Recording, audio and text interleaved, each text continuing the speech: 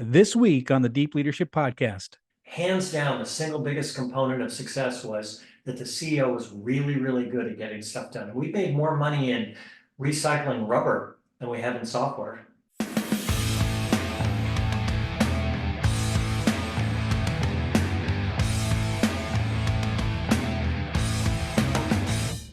It's nice to meet you, and I'm honored to have you on the show.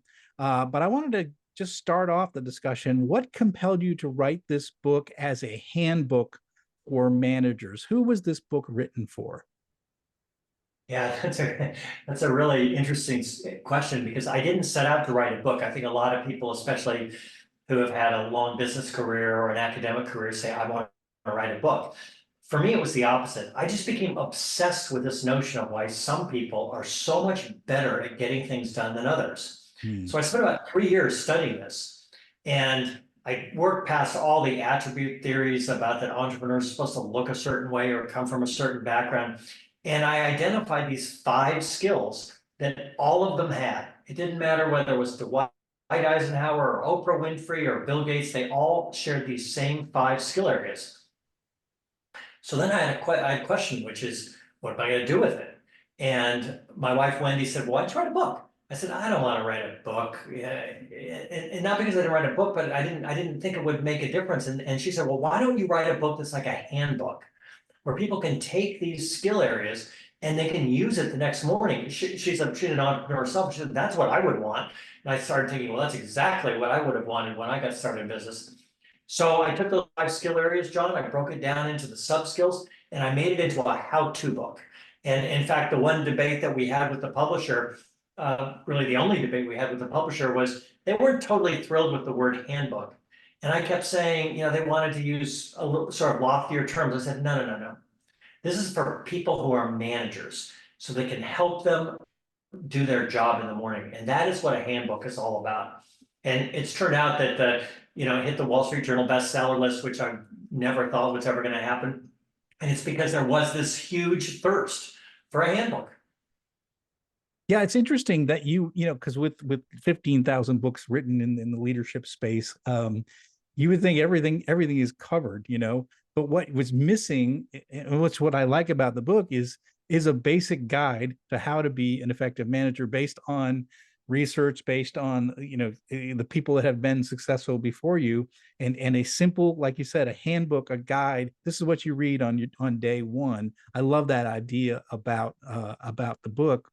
One of the things you say is that that an MBA doesn't necessarily teach you about being an effective manager. And I got my MBA a long time ago, and I remember what I learned in school and when I first became a manager they were two completely different things. So why do we miss out on some of these essential skills in the MBA program?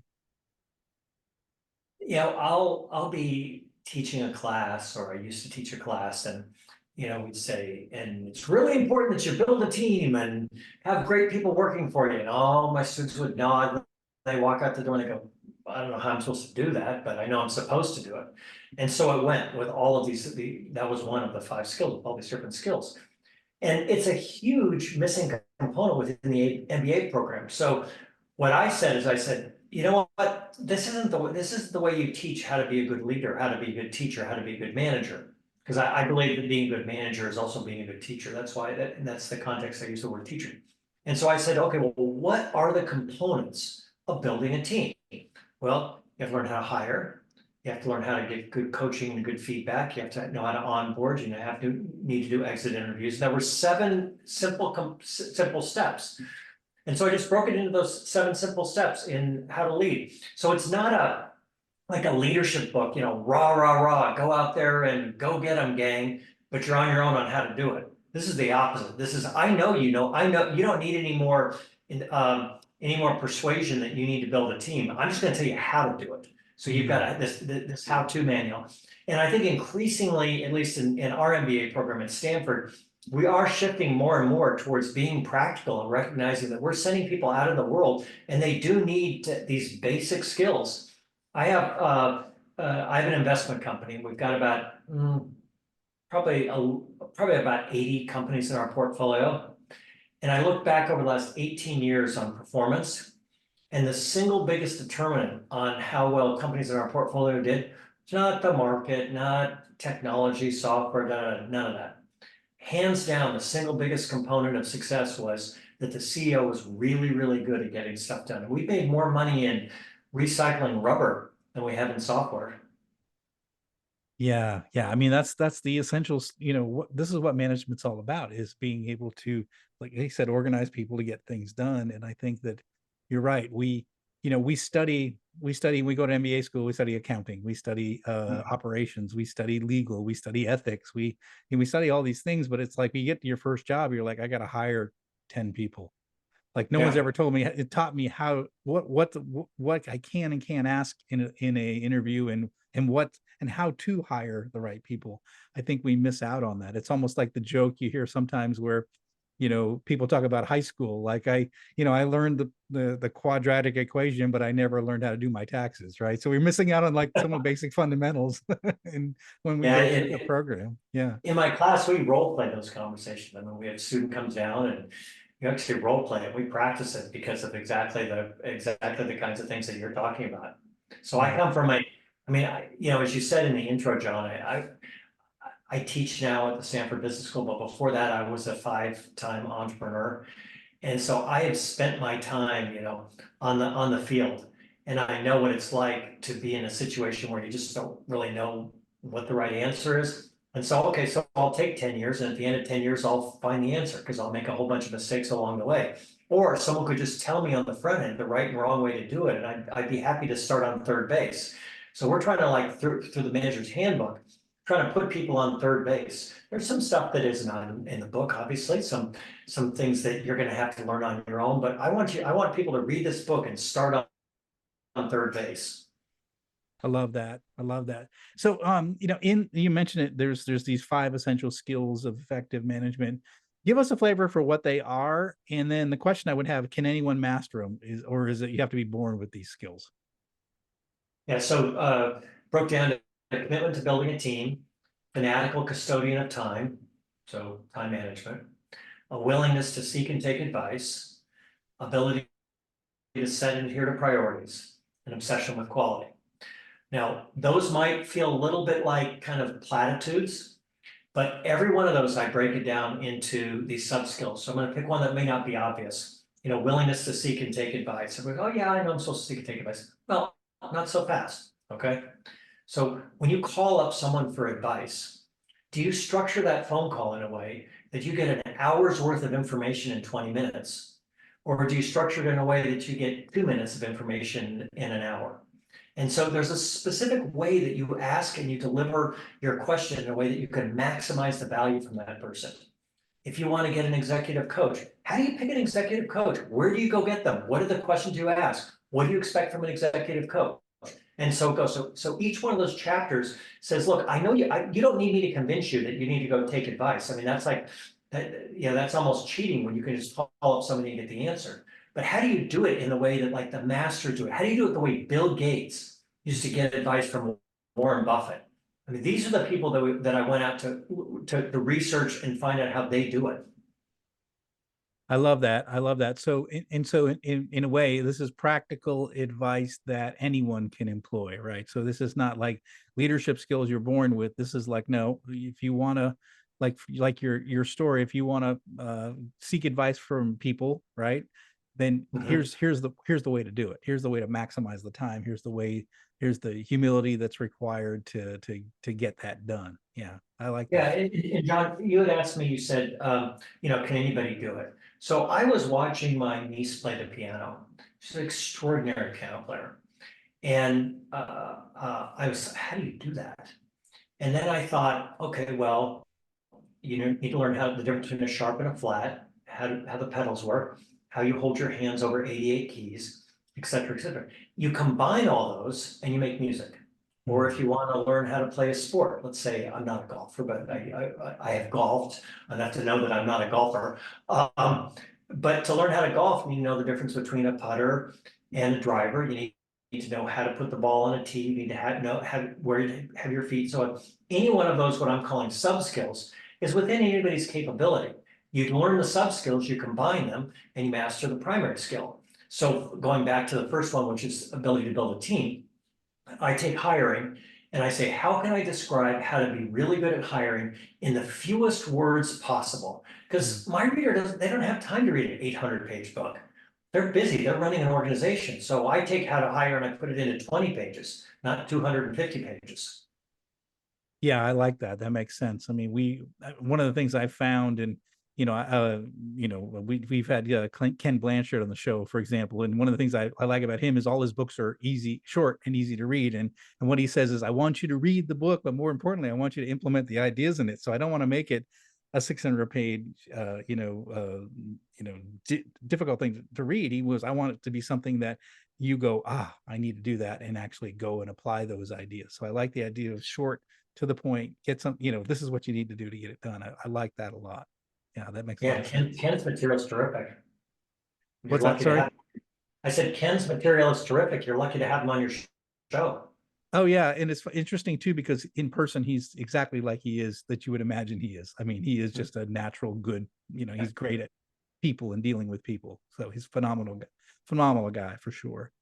Well, let's get into hiring a little bit. You say that most managers are kind of bad at it. So and I made mistakes that I mentioned myself. I was reflecting on that in a recent paper I did, and it seemed like I was really good at it early in my career, and I sort of got worse at it, as I probably used my gut more than I used, really getting into, digging in deep into the people. So what do managers do wrong, and what should they be doing differently? Well, you said the key word, which is gut. Um, when in the hiring process, gut feel tends to be a shortcut for just being kind of lazy. Just let's call it like it is. And Malcolm Gladwell, who's written some terrific books, and one of them is Talking with Strangers.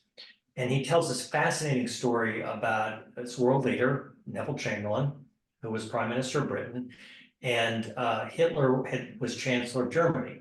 So Neville Chamberlain got on a plane, met with Hitler, and came back and announced to the world that we had nothing to worry about.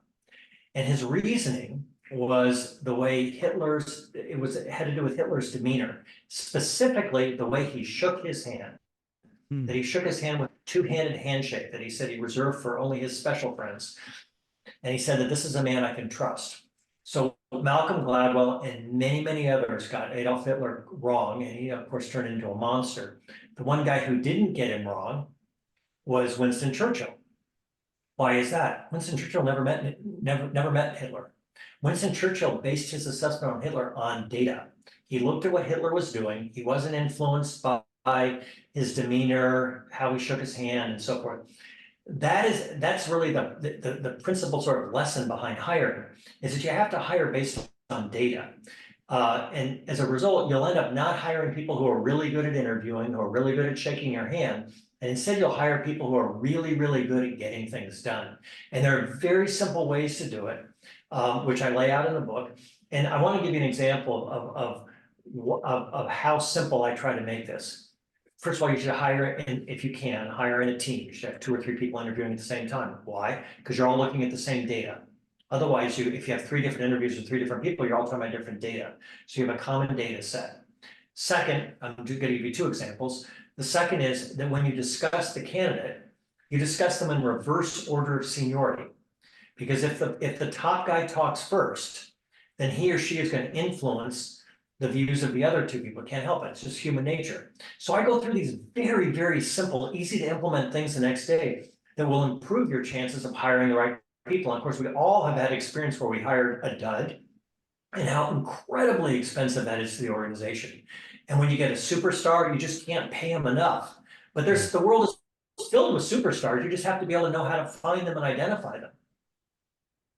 I love that. I mean, we talk about a lot about that on the show, just in terms of how much, rank has influence on what people say. The idea of going with the sort of lowest ranking person in the room first to hear their opinion, because once the boss says, I liked him, everyone's like, yeah, he was good. Everyone is sort of, they chime in and they just echo what the leader says. So I love the idea of getting that feedback from the lower individual. And it's interesting too, and I wonder, and I was reflecting on, I was just saying this earlier, is that the maybe the more years of experience you have as a leader, I don't know, maybe it hurts you, or you think that you can trust your gut more. I think I don't know, maybe it's because you've had so many people that, oh, maybe that weren't that great in the beginning, but you turn them around, and so you have maybe more optimistic thoughts, or maybe you remember only the positive memories of your hiring people. And I think it might negatively affect your ability to sort of dig into the details, because I think when I was younger, I spent a lot more time digging into the details, and as an older manager, I tend to not do that, you know. So Right. I don't know if experience has an impact on that as well. I mean, it can. I've observed that there's really two types of experienced leaders, if you will. Those that say, well, at this point, I trust my gut, but they have a very, very low bar. Their tolerance for making hiring mistakes is quite high. They basically, I'm going to hire 10 people, and 7 of them are going to work out, and 3 of them I'm going to fire, and I'm going to hire, 5 to replace those 3. And then there's a different kind of manager who says, wait a minute, this can be better. I mean, a 30% failure rate is not okay, especially because the cost 30.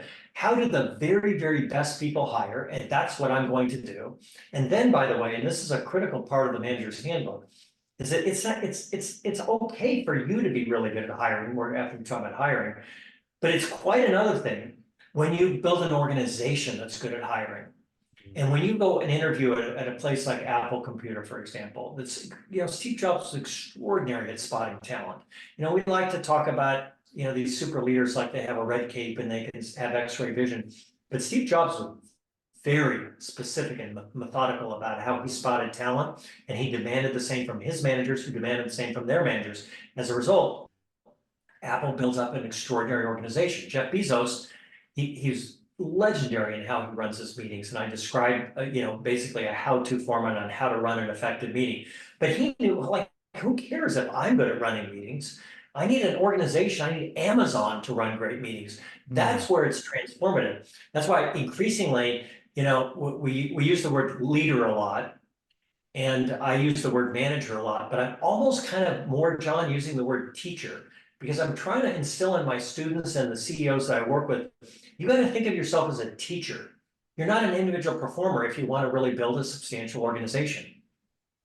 I love that. I love the idea that of a teacher, because I've been, I've got a lot of years of experience, and I, now as an entrepreneur, I have a lot of young employees working for me, and I do feel like the teacher. I feel like, guys come in my office and they're like, I'm trying to figure this out, and it's like, it's actually fun. I enjoy mentoring. I love teaching. I love sharing. And I also like, say, try it on your own. I like to tell people, I'm not going to give you the answer. Go see what you can figure out and come back. And I enjoy that part of leadership, or that part of managing, is like seeing, like what right now, one of my best employees is a college graduate with no experience in our industry, and he learned our products from the shop floor, and now he's doing all of our quotations with our customers, and he talks to customers every day, and he understands the technical side. He has no engineering degree, but understands the technical side of our products, and he can speak really intelligently around the technical parts of our products. And I'm like, do you realize how capable you are, that you were not, 2 years when you got No. here? And so I get excited when I see people develop capabilities that they didn't even know that they had at all. So I think I like the idea of managers as teachers, leaders as teachers. Well, that kind of, John, that really, and I describe it in the book, that breaks it down into skills, knowledge, and attributes, right? So you just described someone who had great attributes. Skills and knowledge you can usually teach. Attributes are really hard to teach. So an example would be, let's say, someone in the accounting area, really easy to relate to. Attributes would be all of the things that you just described about good work ethic, hungry, want to grow. A skill might be their ability to use accounting software. That'd be a skill. Knowledge might be tax laws in your state. And when you're interviewing, you've got to get the attribute right. And most experienced interviewers are willing to sacrifice some skill and knowledge to get the attributes. But then when you look at how they attract candidates, they say, well, we want someone who has an MBA, and we want someone who has this many years of experience, and we want to, no, and I describe this in scoring. No, that's not what you want. You're looking for a certain outcome. You don't, if you want to make sales go up by 15%, you don't care whether they have an MBA or not, if they can make sales go up. You want to find someone who can make sales go up. I love that. I love that. I often say that some of my best employees over the years had no credentials. I mean, Yeah. and it's incredible if you can find those people that can move the ball forward. And you know, one of my top employees of this company, you know, he was a tool and die maker, and but he was one of our best engineers. It just he came up through the ranks versus, you know, the college education or what have you. And you know, I could not have run my company without his experience. So I always say that not to look, you know, look for pure credentials when you're doing hiring. So I love that part of it. You know, switching gears a little bit, you mentioned time management being an issue. I love what you say here. You say that managers must be fanatical custodians of their time. And one of the more important things you could say as a manager is no. So explain what you mean about the importance of time management as a manager. Yeah, I mean, it is so critical now. When I was working on the book, and working on this part of it, COVID wasn't really up and, hadn't sort of taken over our lives. And at that point, the number of communications that a typical manager got had increased already from 1,000 a year to 30,000 a year. Mm. Just remarkable. And of course, we know that's because it's email and texting and so forth.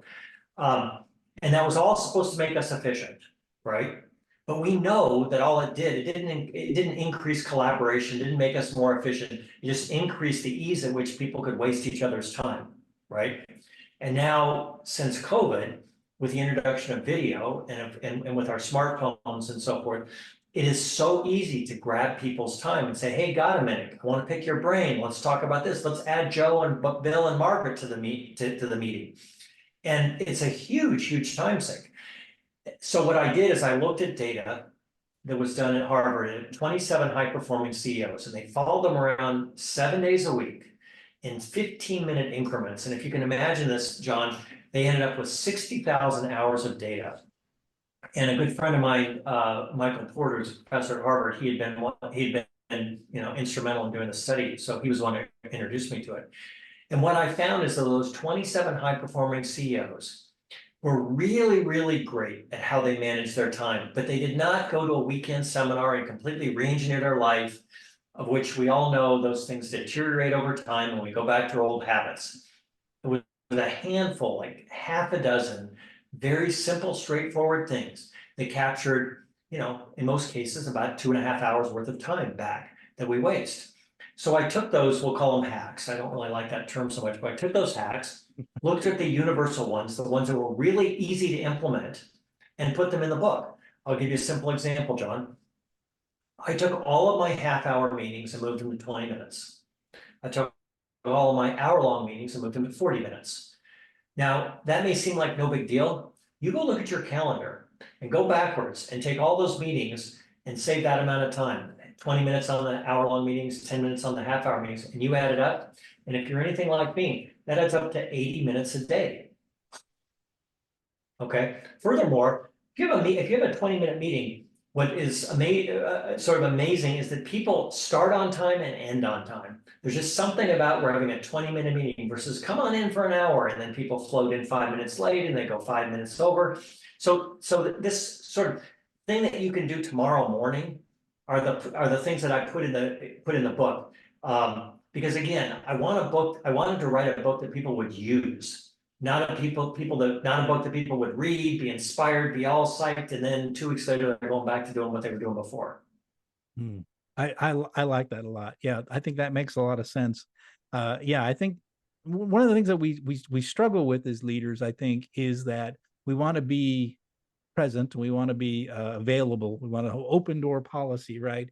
But yet, if you do that too much, then you're no longer in control of your schedule, right? So you're at the whims of whoever walks through the door. So I think it's really important that managers think through their day, like you said, time-saving tips. Let's have a stand-up meeting. Let's have a short meeting. Let's save 10 minutes off. I love that, off 30-minute meetings.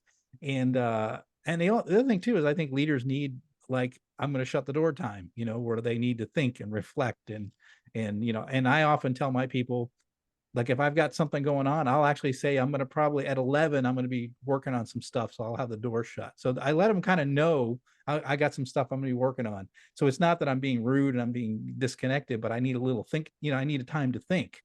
And we need space in our day to do thinking, because I think too many managers are, you know, they're doing and they're not thinking enough. That that kind of notion of deep work versus shallow work and where you really add value is, foundational to that section of the book. And here's, looking back, John, on something we were talking about earlier about sort of being a teacher. If you have an organization where that is the culture, it's not about, hey, I'm the boss, and so I need my deep work time, or I'm the boss and I need my close the door time. All right, that has some cultural issues.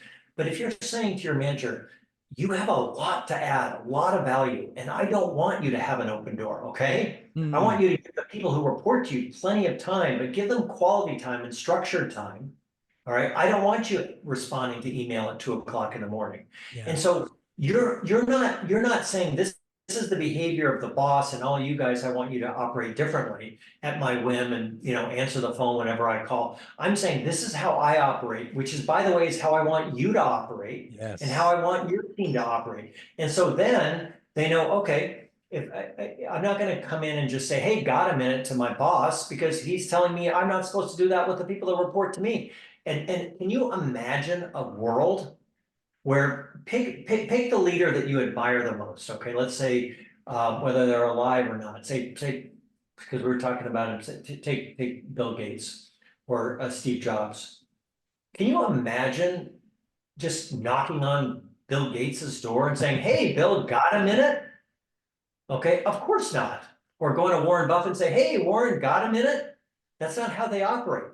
So if you want to build a substantial organization, you have to say, I'm going to operate like they do, and I'm going to ask my team to operate like they do. And that's how you build a substantial organization. Yeah, that makes sense. And by the way, when you start respecting their time and asking them to respect your time, everybody's happier, they're calmer, they're getting more stuff done. It's just more fun. Yeah, I like that you say that, because I think it's one of the most important things that we have to do is respect our employees' time. And I think we tend to think, generally when you're the boss, you think you do anything. Oh, we're going to hold you over your shift. We're going to give training, or we're going to, I can show up whenever I want to a meeting or what have you. I think when we respect our employees' time, that sets the standard for what our expectations are for them treating their people and them treating you, is that we all respect each other's time. So I think that's something that comes out of it. You do talk about culture too in the book. Um, how does, I mean, we're touching on a little bit, managers setting the tone, but how else can managers, help create a productive workplace culture? Oh boy, I'm of a believer that culture and strategy and tactics, they all fit together. And some academics say, well, I'm a strategy guy, and another guy, I'm a culture guy. And Drucker said culture eats strategy for breakfast. And my friend Michael Porter, kind of the king of strategy, pushes back on that. Yeah. I have a different belief. They all fit together, hand in Yeah. glove. So I want to give you an example, Don. Uh, Giving feedback is essential if you want to get the best from the people. And a common way that people mismanage is they basically observe and judge. This person's a problem, and if they don't get better, but I don't really want to give them feedback, mostly because that's about you. You don't want to give them feedback because it's uncomfortable, or maybe you won't be liked, and so forth, et cetera, et cetera. Okay. So the book outlines a very specific way, a 6-part formula to giving good feedback. You can do it in 3 sentences, but you do the 6-part framework so that you get everything, you touch all of the important points. Here's my expectation. Here's how we measure it. Here's what I've observed. Is there anything getting in the way of you achieving these? Here's how I'm going to support you. Are we in alignment? 6-part framework, okay? Really easy to implement. But, and here's where the culture piece is, you can't implement that effectively if you don't have a culture of radical candor, which is a concept that Kim Scott sort of memorialized in her book by the same name, Radical Candor. And how you achieve radical candor is you don't stand up one day at the company lunch and say, hey, we're going to be radically candid today going forward. No, I lay out, if you want to have radical candor in your organization, here's how you do it. And I lay it out. You describe it to your direct reports. Then I go through the 5 steps that I've observed and developed about how you implement Kim Scott's radical candor. When you're done with that, you've got this culture of radical candor, so you can speak openly and directly, which is how you show that you care to your employees because you want them to succeed. And you've got this 6-part framework. You put those 2 things together, tactics and culture, and it's transformative. Yeah, yeah. It's all tied together, and I like the fact that you tie them all together, because that's how it works. And it's strategy, it is culture, it is how we operate, and these things are essential. So I love that you help. Again, you have practical advice. So you say radical candor, great concept. How do I do it? Well, the handbook tells you. So I love that part of it. How are businesses using your book with you're using your book with their teams right now? That's interesting, John, because I have to confess that when I wrote the book, I made 2 errors. One was caught before the book was finally published, which is I had finished the book, and the last thing you do when you write a book is you write the introduction. Now you might think that's the first thing, but that's really the last thing you do. So I'd written the book, and I was collaborating. I mentioned his name before, Michael Porter, who's at Harvard Business School, and he had been a good thought partner with me. And I gave him the introduction. I said, Mike, I think take a look at it. And I really just wanted to say it was good. And he read it and he turned it upside down. I was in his house and he was in the kitchen. And he said, you got it all wrong. I'm like, oh my God, I have to rewrite the whole book. And he goes, no. He said, you've described this like you can pick and choose, that it's a menu. And that these different skill sets among these 5 skills that you can pick and choose. Sorry, restated. He said they fit together. He said you can't set and adhere to priorities if you don't know how to hire well, if you can't run a good meeting. And so he went through and he was like knitting all of these 5 skills together. And he said, what you've done, these are his words, he said, you've created a unifying theory of execution. So the first part of it, John, is that organizations have to say that you can't say, hey, here's some things to look at, and if any of this sort of, meets your fancy, do it. If not, it's okay. Yeah, okay, everyone will get about 15% better. All right. But if you say you got to do it all, then you're going to be multiples better, 10 times better. Right. That's the first thing. The second thing was after I wrote the book, and I was with a CEO of a very large real estate company. And he said to me, any organizations that do all these 5 things, because I was talking about individual managers, and I was like, oh my God, okay, I completely wrote this thing centric around an individual. And of course, there are organizations, Walmart's a good example, which I talk about in the book, that do it organizationally. And that's when it becomes transformative. So the answer to your question, John, is first of all, don't pick and choose. Do the hard ones, the yucky ones, okay? It's basically like doing the push-ups. If you want to win the Super Bowl, you're going to have to do some push-ups, even though you might not want to do push-ups. And the second thing is, think of it as implementing it across your organization. So last week I was with a company in Brazil, and I was speaking to 70 of their managers because the CEO said, look, this is great. I love all the stuff in here, but it doesn't matter whether I do it or not. I need the 70 people to do it.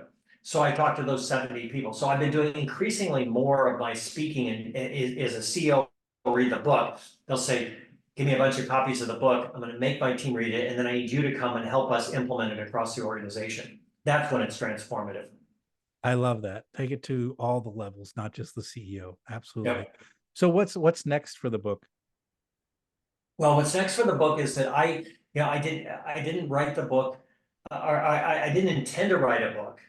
But when I did it, I said, if I'm going to write a book at this age and stage in my life here, I want to write a book that's going to help transform organizations. So what's really happening with the book now is it's actually taking off in the academic market or academic world. So it's taught at Harvard, Stanford, Wharton, Yale, Columbia, Dartmouth.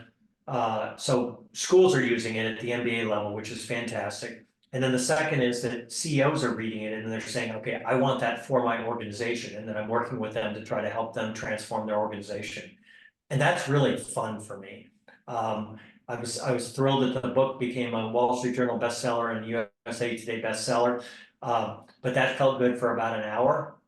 Or all right, a couple of days, all right. But then what I really wanted is I really wanted to go look back in 5 years and say, I made a difference in people's organization. I made a difference in people's leadership styles. I love that. And you can think throughout history, the management and the leadership books that have impacted the world, right? I could probably name like the top 20, right? That have that truly impacted the way we think about leadership and management. So it sounds like this book has the opportunity to have that same impact in terms of the fact that, it's being embraced by both the academic side and the practitioner side. And that's rare. Usually you have some that are all the academics love it. The practitioners have no idea what they're talking about, right? So the fact that both groups, and because you have both, you bring both to the table, your practical experience plus your academic side. I think that's what we need more of is we bringing these two worlds together to give you real, like, step by step, this is how you do it. And this is the theory behind it. This is the research behind it, but this is also what's been done effectively in other companies. I love that part of it. And again, my hope is that it does make a dent, and does change the directory of the way we lead in companies, because we need more and more of that kind of impact. So congratulations so far on all your success on this book. And I really hope that it does all the things that we hope it will do. So what final message would you like to leave with our listeners on this topic? This, that I wrote a book that's like paint by numbers. Each chapter is the fewest number of words, fewest number of pages in the format that is like A plus B equals C. Because I wrote the book that I wish that someone had handed me when I was 30 years old and I was first a CEO. So I'd like to leave your listeners with this. If you want something like that, go on Amazon and buy the manager's handbook. I'm not saying that to pitch the book. I'm saying that because I'd like to help people transform their organization. That's what I really care about. Yeah, I love that. And the book is called The Manager's Handbook. And again, highly recommend. This is the kind of book you want to have on yourself. This is the one you want to read through, and it's going to be one that you're going to pull off all the time. And you say, what did David say about hiring? Like, and you go refresh it, be right before you're going to do a hiring session, right? What did he say about employee feedback? What did he say about running an effective meeting? Go check that out. So it's good to have on the shelf as a reference guide. I've got a bookshelves full of books that have really impacted my life, and I'm always going back to them and looking at. So make this book part of your collection, The Manager's Handbook. David, how can people find out more about you and this new book? Yeah, so the book at Amazon, Barnes and Noble, or the two easiest places to get it, and then Dave Dodson at davedodson.com, sorry, website where there's some information, and I'm going to over the next few months I'm going to try to build that out to actually add as a supplement to the book to help people who want to implement the manager's handbook and give them some guidelines and videos and so forth on how to implement it. So, hiring videos so you can actually watch a good example and a bad example of how to hire and so forth. So, I think we're on the edge of a transformational wave where we recognize and honor the importance of execution. Strategy is important and all the fancy stuff that we teach in Silicon Valley, but doggone it, like if you don't know how to implement, you're not going to win. I love that. A simple strategy executed perfectly is better than a complex strategy that's not executed at all, right? So that idea of just execution. I mean, as being in operations most of my career, I like getting stuff done, and I like the idea of being effective at doing things well and being very clear on your mission, your strategy, but also getting it done. And so this book, The Manager's Handbook, is going to help you get things done. David, thank you for coming on the show. Thank you for writing this book, and thank you for your contributions in this field. I think it's really important. And again, listeners, I highly recommend you follow the links that we have here in the show notes. Pick up a copy of this book, read it, put it on your shelf. This is going to be a good resource for you to be more effective. So, David, thank you for coming on the show and sharing this book and sharing all your knowledge on the subject. John, you're quite welcome. Well, that's it for today. Thank you for listening to Deep Leadership. If you like this podcast, please subscribe and share so we can continue to build a world with better bosses. Until next time, this is John Rennie saying take care and lead well.